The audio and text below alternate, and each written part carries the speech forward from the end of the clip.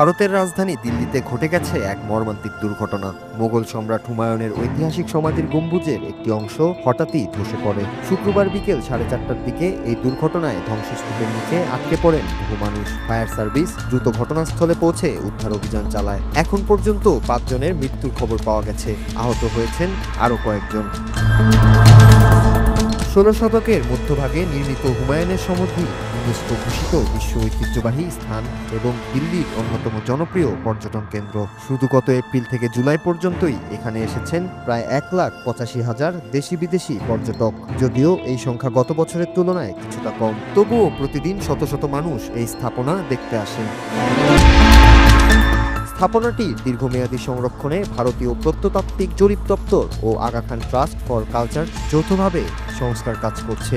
1990-এর দশকের শেষ থেকে 2000-এর দশকের শুরুর দিকে চলা এই প্রকল্পে পুনর্গঠন করা হয় মোগল বাগান, প্রতিস্থাপন করা হয় ক্ষতিগ্রস্ত পাথরের অংশ, পুনঃস্থাপন করা হয় ঐতিহ্যবাহী পানির চ্যানেল এবং সরানো হয় ক্ষতিকর সিমেন্টের স্তর।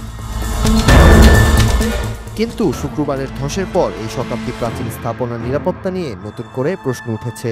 ধসের কারণ এখন নিশ্চিত হওয়া যায়নি। উদ্ধার কাজ শেষ হলে কাঠামোগত জরিপ শুরু হবে বলে জানিয়েছে সংশ্লিষ্ট কর্তৃপক্ষ। আপাতত ঐতিহাসিক এই নিদর্শনটি ঘিরে পর্যটক ও স্থানীয়দের মধ্যে গভীর শোক ও উদ্বেগ বিরাজ করছে। Nur Raju, Bangla TV news desk.